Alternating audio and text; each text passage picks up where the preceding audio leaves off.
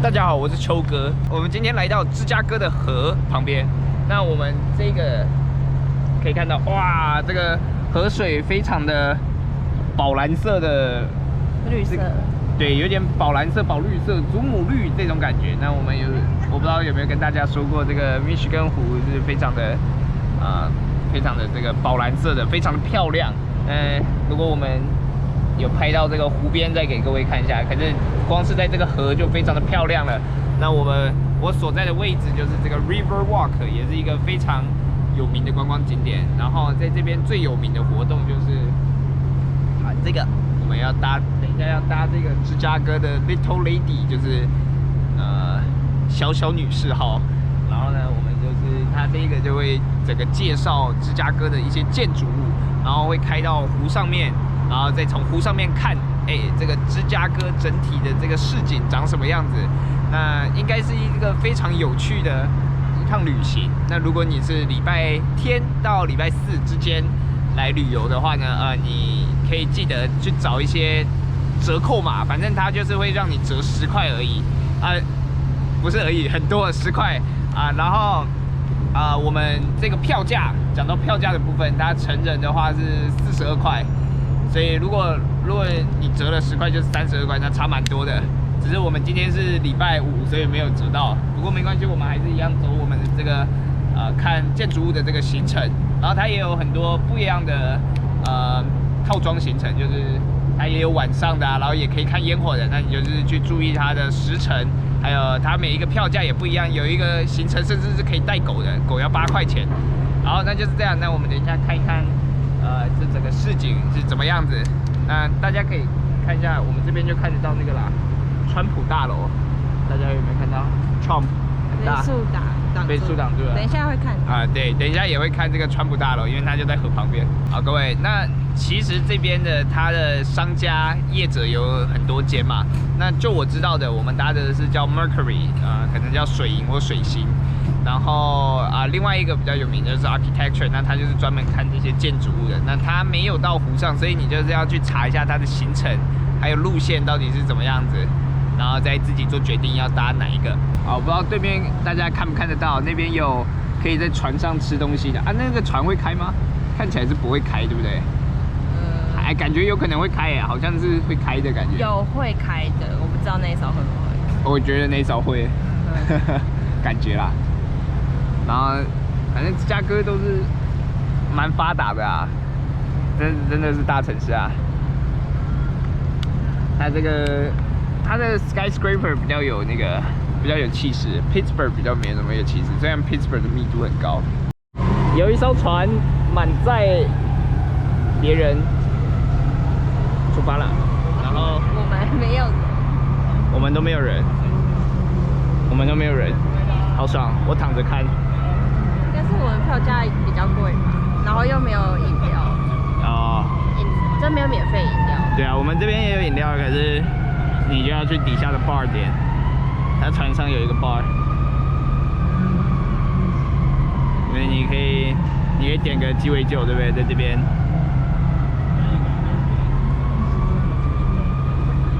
川普大楼旁边另外一个大楼，还有这个。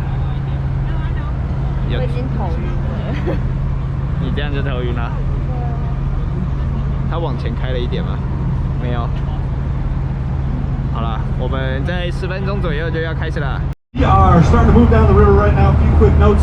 This is a United States Coast Guard inspected vessel, so we do have all necessary safety equipment aboard the boat here. That includes enough life jackets for everybody.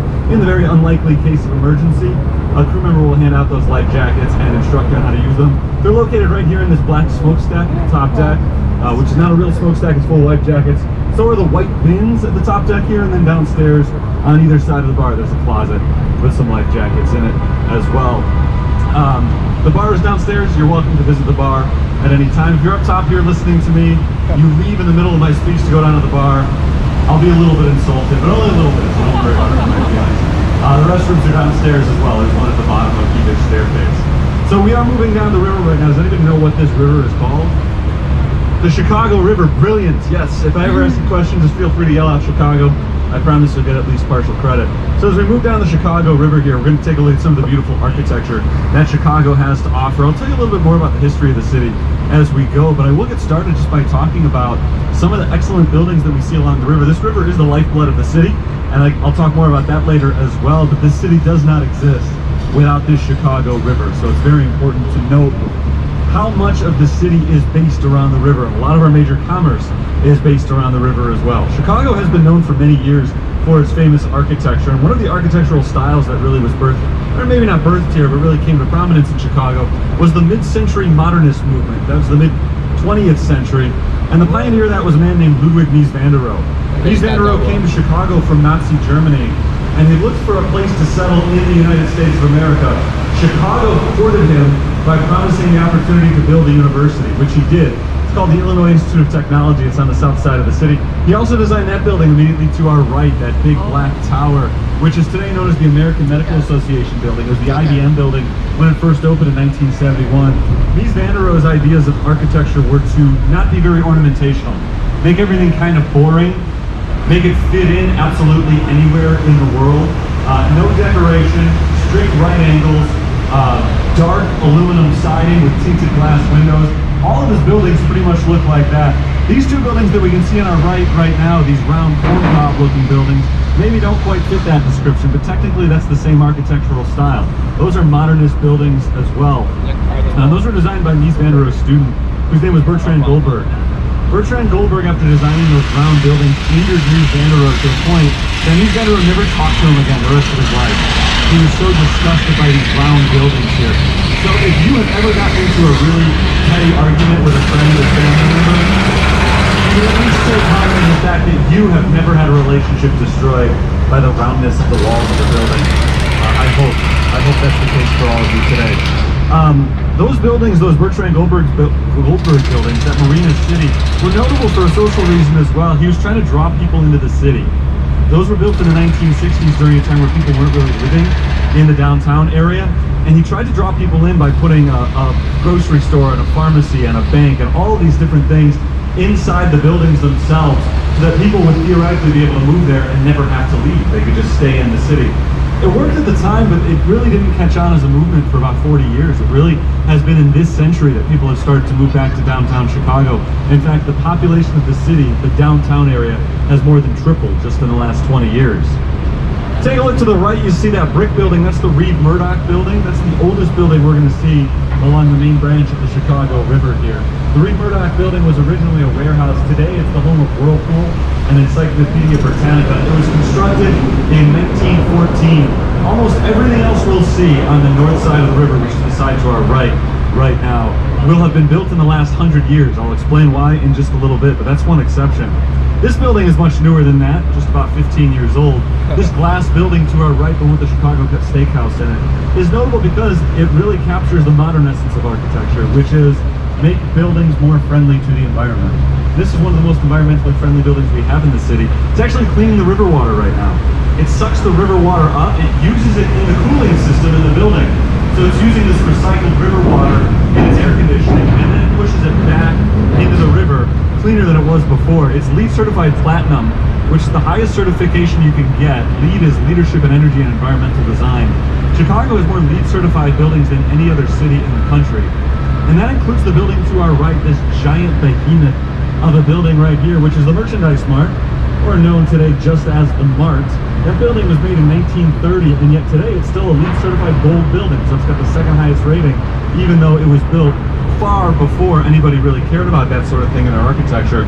This was the biggest building in the world at the time that it opened in 1930. It was designed to be a major office center for big retailers like Marshall Field and Sears and Roebuck and people like that. It was a big flop. It was the biggest, I should mention, not by height, but just by total surface area. It didn't work because it opened right at the start of the Great Depression. They ended up selling the building for $13 million to the Kennedy family.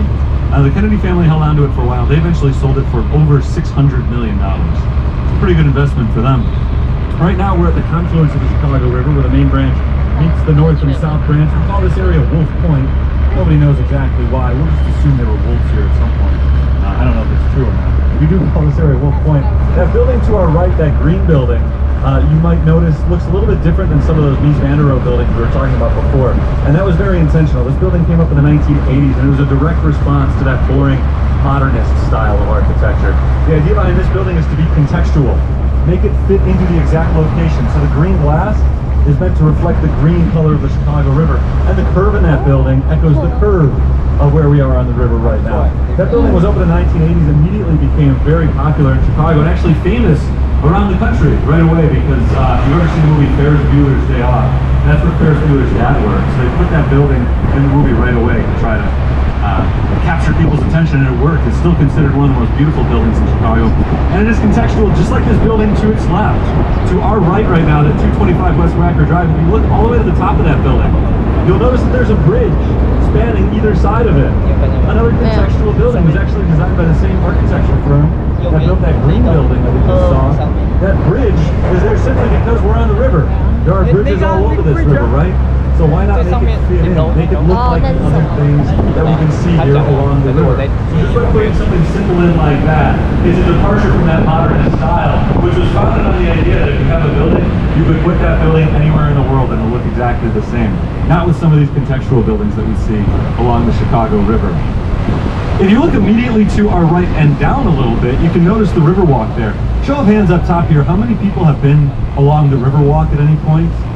You guys have a couple of people with that, awesome. So a lot of people have seen one of our newest features here in Chicago. The Riverwalk, a lot of people are surprised to learn, is almost brand new. It just was completed 6 years ago. For almost the entire history of this city, people didn't like the river. The river was ugly and it was considered an eyesore, and they tried to keep people away from the river. But the river's been cleaned up quite a bit over the years, and in the early 2000s, Mayor Daley, our second Mayor Daley here in Chicago, he went down to San Antonio. Anybody been to San Antonio? You guys from San Antonio? Yeah. Oh, you seem so excited about it. I thought that was a good time. But you've been along the Riverwalk in San Antonio, right? So you've seen what you can do with a nice Riverwalk, and Chicagoans never really did that before. This was all dirt and gravel paths. And if you wanted to cross from one bridge to the next, you actually had to go up to street level, cross the street, and then come back down. There were no connecting links between section to section of the Riverwalk. Mayor Daley was so impressed by what he saw in San Antonio, he came back to Chicago and said, why don't we do that? So he hired a woman named Carol Ross Barney. She was the architect who designed this Riverwalk. It was constructed between 2005 and 2016. And as you can see, even at this time in the morning, if you come back in about 3 or 4 hours, or later than that on a Friday afternoon, this place is going to be crawling with people. It is definitely one of the most popular areas in the city today. It's amazing to think that just 20 years ago, nothing like this existed at all here in Chicago. As we come out from the other side of this bridge, I want you to look up and to the right, and you're going to see a big green building off a little bit of a distance, just a few blocks out. There's a big green building that narrows as it gets to the top, and it's topped by some gold. There's a gold crown on the top of it, kind of like a cork. And that is intentionally supposed to look like a cork. If it doesn't, don't blame me, blame the architects. It was designed by the Burnham brothers back in the 1920s. That's the Carbide and Carbon building.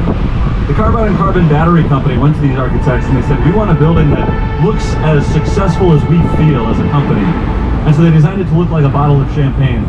Whether or not it actually looks like a bottle of champagne, I guess is up to your imagination. But I can tell you that that is actual gold at the top of that building, 24 karat gold leaf.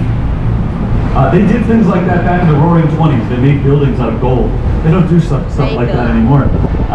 That building was very popular when it first opened. It now is a hotel, and it's a very popular hotel. It's called the Pendry Hotel. It's one of the nicest ones in the city. That was designed during a time when it was illegal to actually buy a bottle of champagne in Chicago. It was during Prohibition. But there was no law against designing a building to look like one, and it's still one of the feature attractions of the Chicago skyline. People notice it from all over the city. Once we come out from under this bridge, I'm going to turn your attention back over to the left, because one of my favorite buildings in the city is coming on. There's no gold on the top of it, so it doesn't have that for it, but it does have a nice clock tower at the top, that white building just to our left, right ahead of us. That is the Wrigley building. That building opened in 1921. Does anybody know what company was based in the Wrigley building? Any guesses? Wrigley gum? Anybody have any Wrigley chewing gum ever? That's the company that was built there. William Wrigley was the president of that company and the founder. William Wrigley was a great Chicagoan. He was a soap salesman who used to give away a couple of sticks of gum to entice people to buy his soap. With each sale, he would give away gum. And he realized that people didn't actually like the soap. They liked the gum. So he stopped selling soap. He started selling exclusively gum, and he made a fortune selling gum. So much money, in fact, that he was able to build that building on the north side of the Chicago River. For most of the city's history up to that point, everything was to the south. In fact, if you look to the south now, most of those buildings are a lot older than some of the buildings you'll see on the north side of the river to our left. And that's because this was the busiest port city in the entire country. And there were boats going up and down this river all the time, which meant it was very difficult to get across the river until this bridge right in front of us was built. When that bridge was built in 1920, it opened up the north side of the river. William Wrigley immediately constructed this tower, and it opened up the north side of the city. And now that area in the city has become one of our most popular areas. In fact, it's called the Magnificent Mile. And anything with a name like that, I've got to assume is magnificent. It's our glitziest shopping district. Extends from the Wrigley Building all the way to Lake Michigan. 所以因为密西根湖它是设计让这个 Chicago River 的河水逆流，所以它把密西根湖的水位设计比较高。所以我们如果要从Chicago River 到这个 Michigan Lake 的话，我们就必须要升高我们的船的水位，所以他就把后面，等一下可以开一下后面的闸门，可是我们就是把后面的闸门关起来，然后呢前面就流，所以我们人就会提高，船就会水位就会提升，它就会提升5个 feet，5个 feet 大概是150公分左右，就可以关栏了。他说的。他一直讲无聊笑话，还可以的。OK， 蛮符合我的笑点。哦，这里有厕所。对啊，这边有厕所，然后这边有简单的 bar， 你可以喝酒，喝一些 soft drink， 可乐那种也有。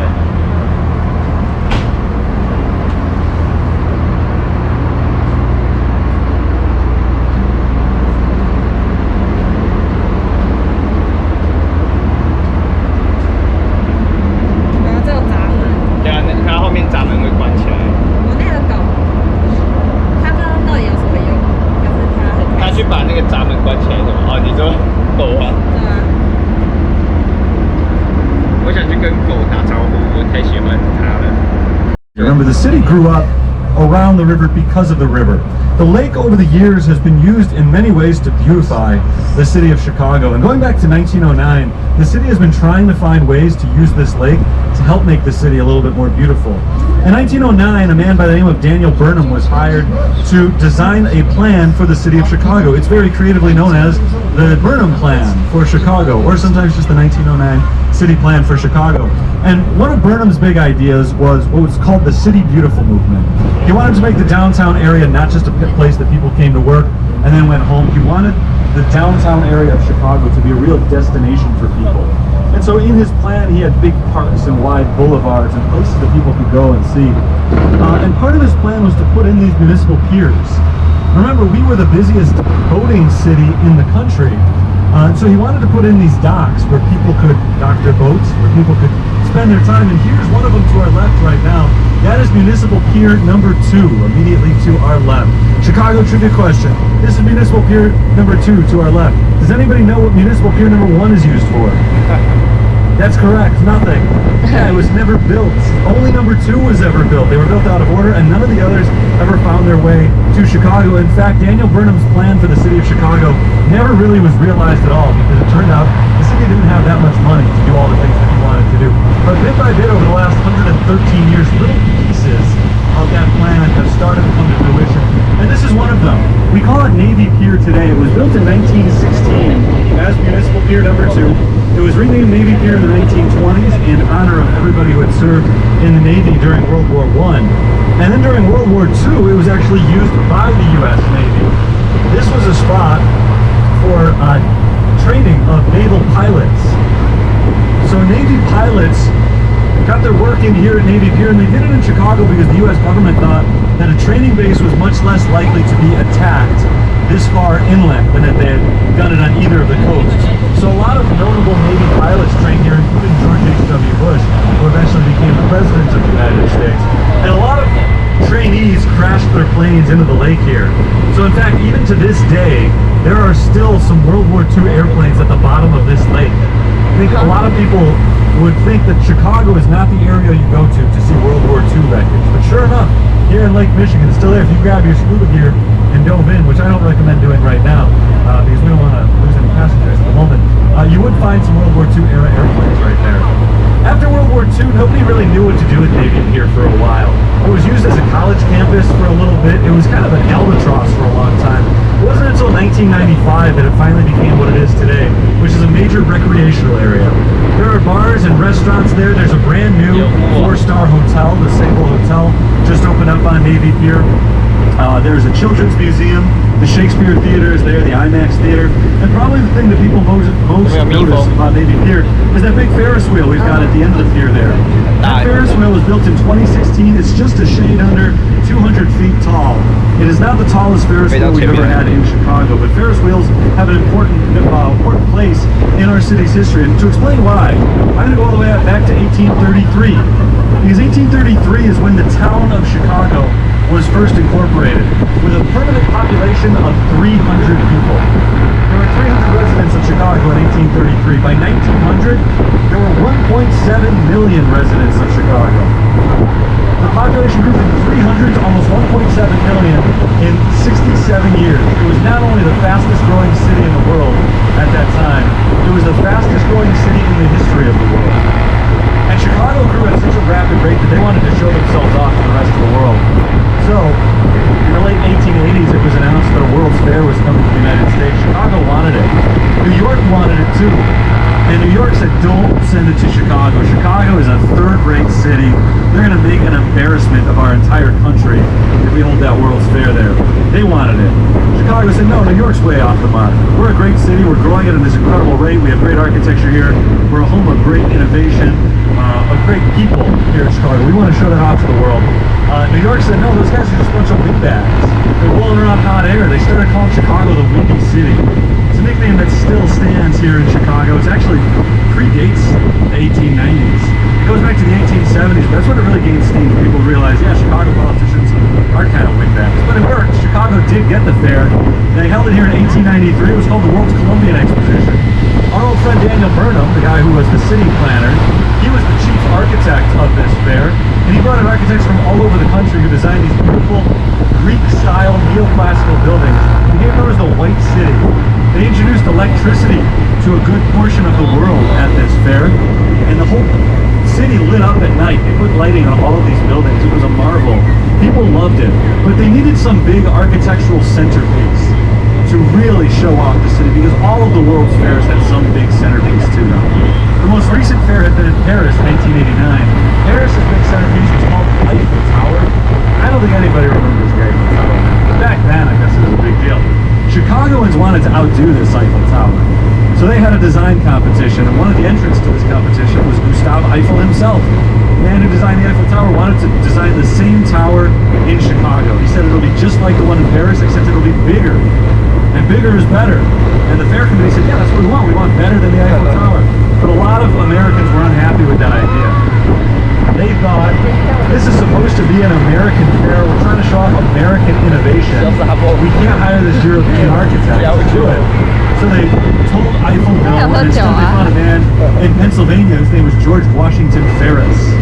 And you can probably guess what Ferris's design looked like.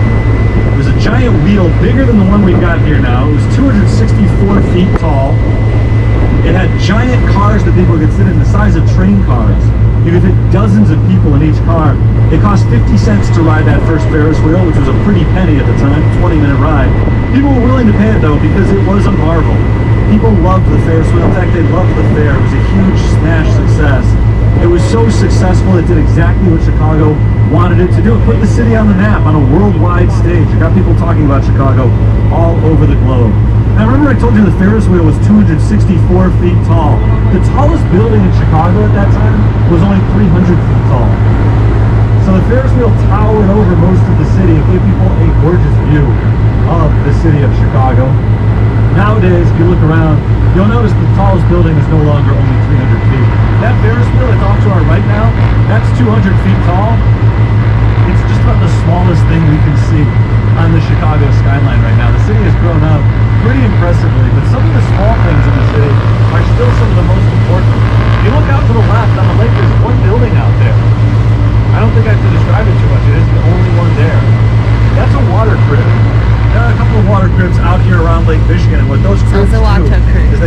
this Lake Michigan water. Remember, this is our drinking water.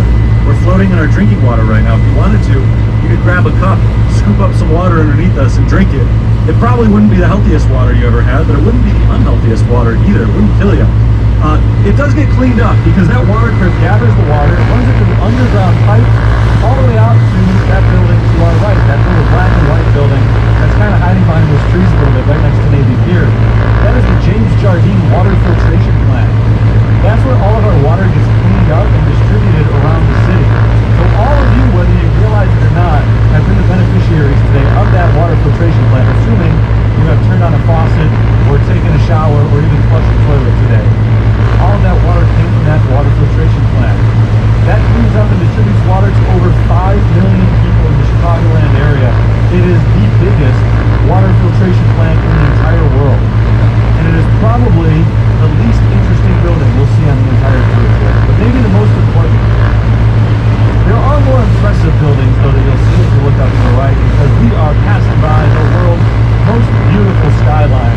I hope you take advantage of that, take some pictures, soak in the sights and sounds of Lake Michigan, enjoy this beautiful lake breeze. I'm going to put the microphone down again while we're cruising along the lake here. When we get down towards the museum campus, which is on the south end of this tour, I'll pick the microphone back up and I'll be able to narrate some of what we can see along that Chicago skyline. So I'll talk about some of these buildings and some facts about the city when we're coming back the other way. But for right now, I just want you to sit back and enjoy yourselves. As always, my name is Terry. Please feel free to come on up and ask me any question you've got, or if you want me to take a picture or if you need anything else from me, let me know. Otherwise, enjoy the lake and I'll be back with you in a few minutes.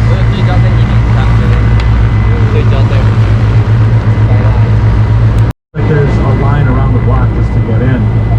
In between those two buildings, the planetarium and the aquarium, you can see Soldier Field. That building with the glass walls, there's a series of Roman columns right outside of it. Soldier Field opened back in the 1920s, named after all the soldiers who died during World War I, and it immediately became one of the world's most famous stadiums. There were all kinds of big events that were held there at Soldier Field. Anybody go to the Dempsey-Tunney fight back in, I think it was in 1932? Was anybody there? I thought so. I thought somebody had to have been. Because what was said about that fight at the time is that 100,000 people were in attendance, but 100 million people claimed to have been in attendance. That was the long count fight, if anybody is a boxing fan. There were all kinds of big events that used to be held there. Now it's weird. The Chicago Fire play there as well, so hosts football and soccer, but neither of those teams are very good. The Bears are talking about moving into the suburbs, so that building is losing some of its luster. And in fact, it already lost some of its luster because Soldier Field was on the Registry of National Historic Landmarks. In 2003, they remodeled the stadium, and the remodel turned out to be so extensive that it actually lost its landmark status. So Soldier Field has seen better days. The other big museum on the museum campus, we can't really see it. It's kind of blocked by the aquarium or by the trees. But there's a giant museum behind that aquarium that is the Field Museum of Natural History. My personal recommendation is that if you're only going to see one of those museums, go to the Field Museum. It's huge. You can't see it all in one day for sure. But there's all kinds of interesting things in there. Mummies and rare gemstones and dinosaur bones. In fact, the world's biggest and most complete Tyrannosaurus Rex fossil is housed right there in the Field Museum. So definitely a cool place to go and spend a day. 各位，那我们现在又在这个Chicago River 跟Michigan Lake 的这一个它叫做 Harbor Lock 的这个地方，所以我们的旅程快结束了。那我们觉得其实人没有很多，非常的好，因为就没有很拥挤的感觉，然后那个风吹来，哇，舒服。然后呢，我们可以看到，吃饭的船其实也这样慢慢的驶过来，所以其实就是各种这种 cruise 各种规划都有不一样的感觉。那我相信晚上也是更不一样的感觉，因为整个这个 skyline 就会是比较暗的，可是它就会有这个 skyscraper 这些高楼大厦，哇，很亮，就是灯光秀的感觉，对不对？所以呢，都是很不一样的。好，那我们搭船的故事，不是搭船的记录就到这边结束啦。那大家有机会的话，也可以来这个 Chicago， 然后来做这个 Chicago 的这个搭船的行程，我觉得非常的好玩。那我们下次见，拜拜。You'll also notice that even though that building waves in and out, there is not a single piece of curved glass on that building. Every piece of glass is completely straight. But the curve effect is achieved by moving the floors in and out. Each floor is either 5 inches shorter or 5 inches longer than the floor above and below it. So it's narrower, narrower, narrower, wider, wider, wider as it goes. That building, as I said, just opened in 2020. It became the new third tallest building in the city, but it is the tallest building in the world that was designed by a female architect. Her name is Jeannie Gang. She lives in Chicago. She's based in Chicago here, but she's not originally from Chicago. She is originally from Illinois. She grew up about an hour and a half away from here. It's another triumph for the state of Illinois. Before that became the tallest in the world, designed by a woman. The tallest in the world by a woman was right over there, that building with the weird wavy white balconies. And that building was also designed by Jeannie Gang. In 2009, that's called the Aqua Tower. It's right behind that triangle building. The triangle, this building to our right, by the way, this is the hotel I was talking about, the Sheraton Hotel where the president stays. Right across the river, that triangle building, that's the Swiss Hotel. The Swiss Hotel is the only branch of the Swiss Hotel in the United States. It's a popular international hotel chain. We're just about back at the dock, so it's time for the trivia question. The 3 white stripes stand for the 3 sides of the city. What do the 2 blue stripes stand for? Any ideas? What's that? The river is 1 stripe, and the other stripe is for the lake, or 2 big bodies of water. Maybe one of those stripes should be green, but it isn't. How about the 4 red stars? I'll tell you, they stand for the 4 most formative events in our city's history. We've talked about all of them. Can anybody guess what those 4 events are? Fire is 1. The World's Fair is 2 and 3, actually, both of our World's Fairs. 4th one is really tough. It's Fort Dearborn. In 1803, when the U.S. government put Fort Dearborn over here, kind of established Chicago as a city. That's our 4th red star. So that's the history of our city, all on a flag. I will ask everyone to please remain seated while we are docking the boat here. Wait for the captain's word for everybody to disembark. Thank you everybody so much for your patience, for your time, for even the times that you weren't patient, when you didn't need to be, when we were out on the lake having a good time. I hope you enjoyed the tour today. I hope you enjoyed the city of Chicago, and if you did, if you're visiting here and you've only seen the downtown area, you're going to have a wonderful time just in downtown Chicago. There are so many great neighborhoods in Chicago, on the north side, the south side, the west side. Check out as much of it as you can. There is so much to see and do and experience here in Chicago. I sincerely hope that everybody enjoys their time here in the city, whether it's just for the next 10 minutes or whether it's for the next 10 years. Have a great time here in Chicago. Thanks so much for choosing Mercury Tours and Chicago's Little Lady here. I'll be up on the dock underneath that yellow umbrella if anybody has any final questions for me on their way out. Otherwise, enjoy the rest of your day. Thanks so much for being here.